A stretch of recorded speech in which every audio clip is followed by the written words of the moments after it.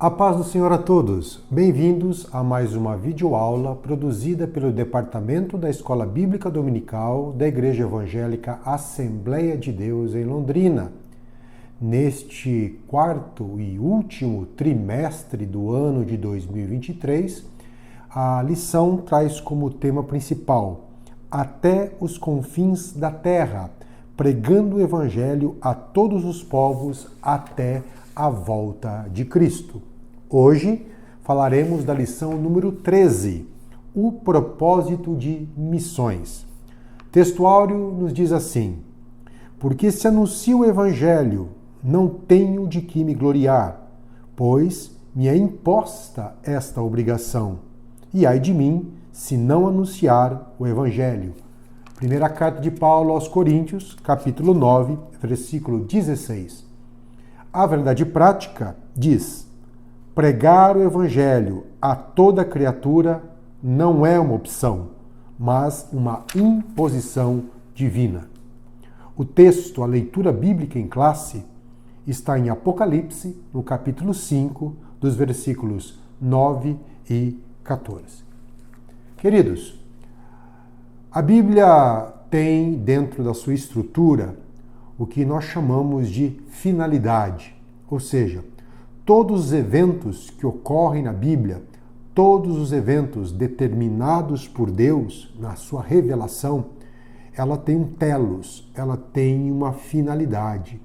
Isto é uma mensagem principal no aspecto bíblico, na teologia bíblica. Isso que nos diferencia grandemente de outras mensagens religiosas, filosóficas e materialistas, que não veem a criação ou que não veem a vida humana ou que não veem a qualquer evento com a sua finalidade última ou a sua finalidade essencial. Alguns acham que somos frutos do acaso, outros acham que somos frutos de forças impessoais. Mas a Bíblia diz claramente que é um Deus pessoal que criou todas as coisas. E Ele cria todas as coisas, Ele provê todas as coisas com finalidade. A criação tem uma finalidade. A criação do homem também tem uma finalidade. Os eventos bíblicos que ocorrem, desde a queda, passando pelo dilúvio, depois com a aliança abraâmica, depois com a formação do povo de Israel, a aliança no Sinai, a aliança davídica, os profetas, o exílio, a volta do exílio, tudo isso ele tem um telos. Israel foi chamado como povo de Deus pela graça e misericórdia de Deus. A formação do povo de Israel também teve um telos. O telos de ser luz entre as nações no momento que ele estava ali e também o telos principal, que era gerar um ambiente, criar um ambiente, um povo, uma sociedade baseada na lei de Deus, onde o Messias prometido viria, onde aquele que esmagaria a cabeça da serpente e selaria a paz com os homens viria. Então Israel teve um telos. Com Cristo, com o advento de Cristo, chamado pelo apóstolo Paulo de plenitude dos tempos, Cristo veio, cumpriu a sua missão, morreu na cruz, ressuscitou. E através da sua ressurreição, através da sua morte e sua ressurreição, através do Calvário, ele ali funda a sua igreja, a igreja de Cristo, aqueles que foram chamados para fora, tirados para fora do sistema e agora compõem um povo de Deus, um novo Israel de Deus, um povo formado por todo aquele que crê em Jesus Cristo como Senhor, na morte e ressurreição. Todos aqueles que foram salvos por Jesus. Mas agora, este povo também foi criado com uma finalidade. Veja bem, o crente não é apenas salvo do pecado para ser livre do inferno, não é só para se livrar de uma condenação futura. Não, ele é livre do pecado, da condenação, da morte, ele tem o seu nome escrito no livro da vida, mas agora também ele entra na igreja, ele pertence à igreja, ele faz parte da igreja, o corpo de Cristo. E esse corpo de Cristo também tem um telos, também tem um propósito de ser sinal do reino vindouro de Deus neste mundo, nessa sociedade, neste presente século. Por isso Paulo diz que a graça que nos salvou nos ensina a viver neste presente século de forma sóbria, justa e piedosa, aguardando a preciosa vinda de Cristo, mas também, enquanto aguardamos, não aguardamos de braços cruzados. temos uma segunda finalidade da igreja, que é anunciar o evangelho a toda criatura. E Cristo colocou esta incumbência à sua igreja. O propósito da igreja é essa, desde a sua fundação, ser um sinal visível do reino de Deus, mas e anunciar o evangelho de Cristo a toda criatura. Como no estudo missiológico nós chamamos de, não é apenas a missão da igreja, é a missão de Deus, é missio Dei, que Deus incumbiu a sua igreja de realizá-lo, pela sua vontade, pela sua graça, pela sua misericórdia. E isto é um privilégio para nós que fomos chamados por Deus, mas também é uma responsabilidade de cada cristão. Responsabilidade porque se nós, como igreja, perdermos esse propósito, também perdemos a finalidade de existir. A igreja tem que estar muito ciente disso. Deus repreendeu Israel de se desviar do seu propósito e querer viver como as demais nações, e Israel pagou um preço altíssimo quando se desviou da finalidade, do propósito estabelecido por Deus. A igreja também, ela tem que estar atenta à tentação de se desviar do seu propósito, de se omitir a seu propósito e se enveredar por caminhos que não foi chamado para trilhar. Mais uma vez repito, se nós perdermos a finalidade, o propósito, perdemos a razão de existir, perdemos o propósito da nossa própria existência. E nós devemos lembrar disso. Esse propósito da igreja, esse propósito das missões, é algo que devemos estar sempre relembrando. Por quê? Porque em tempos atuais, em que a igreja sofre com pressão da sociedade, com a perseguição, com as ameaças, com a imoralidade crescendo, com a secularização, com o ódio pela palavra, nós temos a tendência de nos escondermos, temos a tendência e o erro de nos refugiarmos em nossos guetos, criarmos os nossos guetos, os nossos ambientes, os nossos lugares de convívio, e ali, é claro, é um ambiente confortável, um ambiente onde temos irmãos e irmãs que expressam a mesma fé, que expressam o mesmo pensamento, que têm os mesmos princípios e valores, e nos torna confortáveis em ficarmos escondidos, ali esperando a volta de Cristo, em nossos templos, em nossos grupos sociais. E isso é um erro, querido. Nós temos alguns entre nós e várias igrejas e comunidades que vendo a situação do mundo e vendo que a situação está difícil, entra no processo de alienação. Se esconderam de tudo e de todos, ou uma indiferença à missão. Eu já estou salvo mesmo, eu já conheço Jesus, eu já tenho uma igreja onde a minha família vai, a minha família serve a Cristo, e agora deixa que o mundo se exploda, né? Conforme uma música de um famoso cantor secular aí na década de 70, ele dizia um trecho: tudo que eu quero é você e que tudo mais vai para o inferno.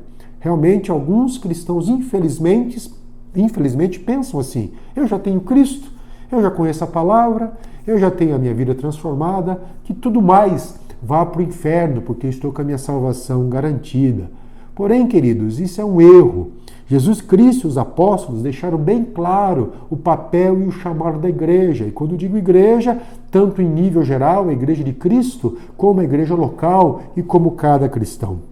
Mateus 28, 19 e 20, tão explorado no decorrer desse trimestre, há uma ordem de Jesus: ide fazer discípulos em todas as nações. Ele fala-se, portanto, depois de dizer que toda autoridade foi dada a ele. E nessa autoridade, ele delega, ele incumbe os seus discípulos, a sua igreja, de ir pregar o evangelho, fazer discípulos, ensinando a guardar todas as coisas que eu vou ter mandado.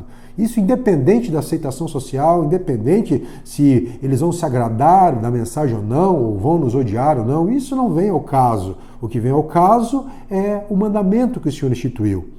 2 Coríntios 5, 17 e 20, Paulo fala também que se alguém está em Cristo, nova criatura é. As coisas velhas já passaram e tudo se fez novo. E ele complementa dizendo: e tudo isto, esse processo da salvação, de reconciliação, provém de Deus, que, primeiro, nos reconciliou consigo mesmo por Jesus Cristo, e agora o telos, e nos deu, nos incumbiu do ministério da reconciliação. Qual é esse ministério? Qual é a mensagem desse ministério? Deus estava em Cristo reconciliando o mundo, não lhes imputando os seus pecados, e pôs em nós a palavra da reconciliação, de sorte que somos embaixadores da parte de Cristo. Sim, aqui está o propósito de cada cristão. Não é se dar bem na vida, não é ganhar tesouros do mundo, onde a prata e o ouro, onde a traça e a ferrugem corrói, onde o ladrão rouba, onde é tudo como um sopro que passa, tudo passageiro. Não, queridos. Nós somos chamados como embaixadores. Isso é o privilégio e a responsabilidade de cada cristão. 1 Pedro 2,9, ele é enfático a dizer, Pedro, mas vós sois geração eleita, sacerdócio real e nação santa, o povo adquirido. E aí ele usa a preposição da finalidade, para que anuncieis as virtudes daquele que vos chamou das trevas para a sua preciosa luz. Sim, devemos anunciar as virtudes, as expressões do caráter de Deus, aonde quer que estejamos, aonde quer que formos, anunciando o Evangelho e proclamando Jesus. Aliás, nós que somos pentecostais, que cremos e experimentamos em nossa vida o mover do Espírito Santo, o batismo com o Espírito Santo, a atualidade dos dons espirituais, não devemos nos esquecer também na finalidade do próprio Espírito Santo ser derramado sobre a igreja, conforme Jesus fala em Atos 8. Mas recebereis a virtude do Espírito Santo que há de vir sobre vós. E agora vem o telos, o porquê o Espírito Santo foi enviado. E ser-me-eis testemunhas, tanto em Jerusalém, como em toda a Judéia, Samaria, até os confins da terra. Ou seja, a própria essência do movimento pentecostal, que crê na atualidade dos dons espirituais, na atualidade da ação do Espírito Santo, na atualidade do batismo do Espírito Santo, a essência disso é a preparação, é a capacitação para a proclamação do Evangelho, por meio tanto do evangelismo pessoal, do evangelismo na comunidade local, mas também com missões nacionais e transculturais. Inclusive, a própria igreja, a Assembleia de Deus, a qual pertencemos, é fruto direto de um trabalho missionário. O Espírito Santo derramado lá na Rua Azusa atingiu as pessoas, atingiu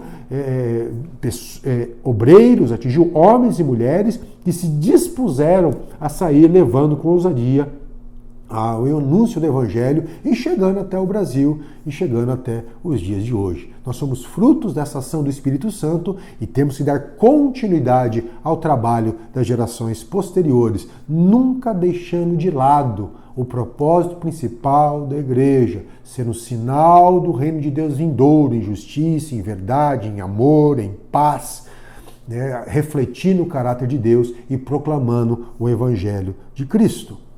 O alvo da obra missionária, o fundamento da realidade salvífica, ou seja, não há acepção de pessoas.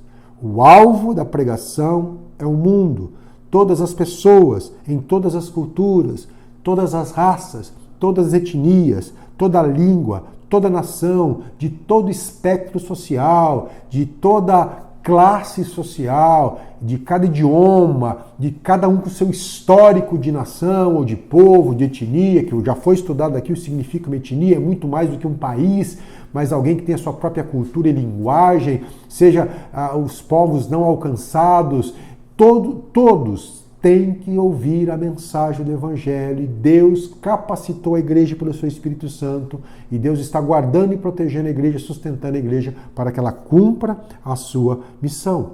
O brado está consumado,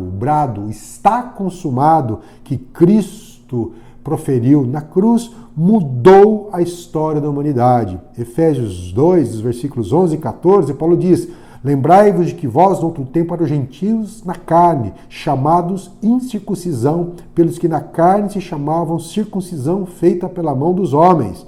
E ele continua dizendo, naquele tempo estáveis sem Cristo, separados da comunidade de Israel, estranhos à aliança da promessa, não tendo esperança e sem Deus no mundo.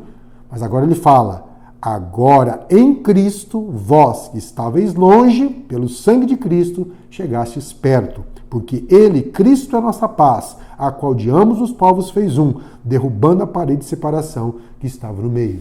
Paulo aqui falando a uma igreja gentílica, né?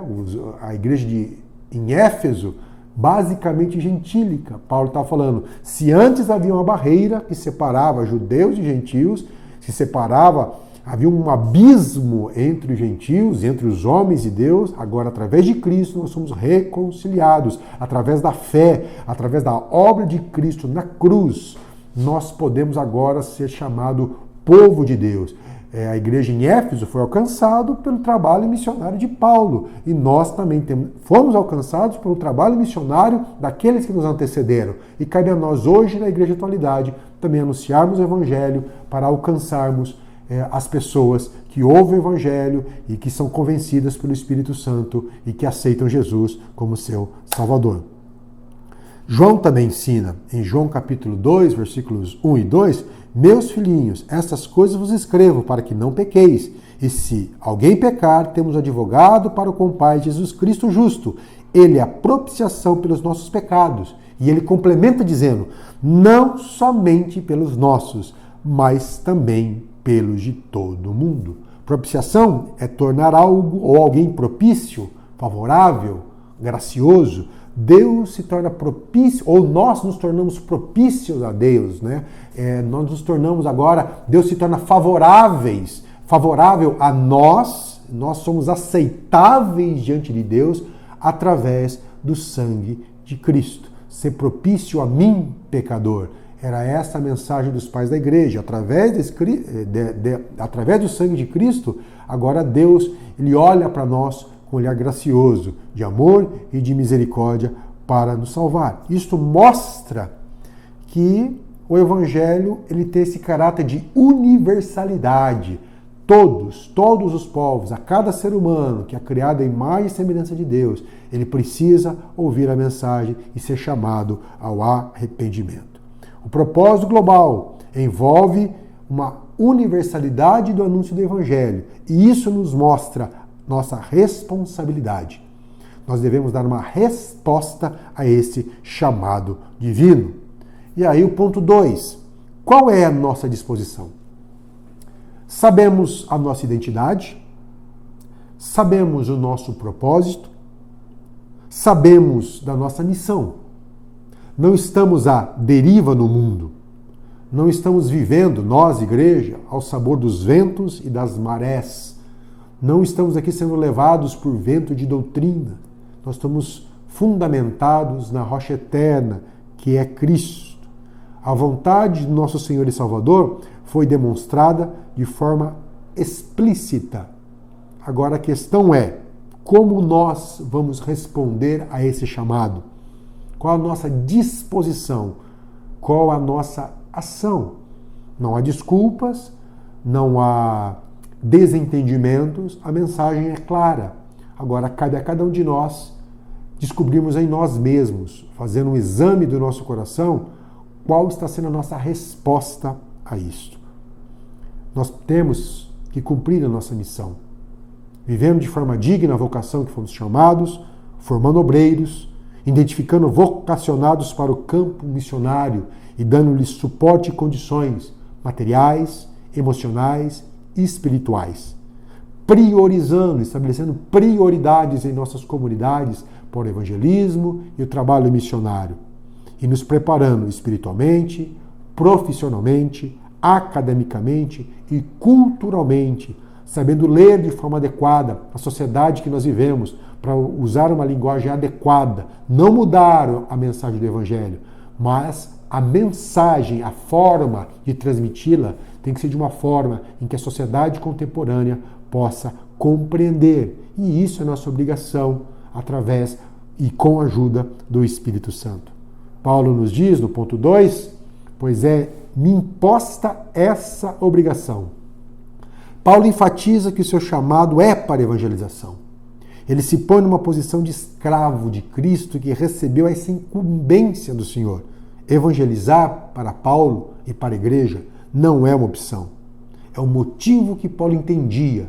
dele estar vivo e respirando, cumprir o chamado que lhe foi feito. Essa palavra obrigação envolve que atender ao chamado missionário, ao propósito missionário da igreja, está livre de subjetivismo. Não importa o que eu ou você ache, não importa os nossos sentimentos, não importa as nossas opiniões, não importa as nossas vontades, não importa as nossas linhas teológicas, não importa o que você acha. Talvez, acho que não compensa, acho que não tem mais jeito. Não importa isso, isso não está em voga aqui. O mandado, quando é dado, a vontade do servo pouco importa. A opinião do servo pouco importa. O que vale é fazer a vontade do seu Senhor.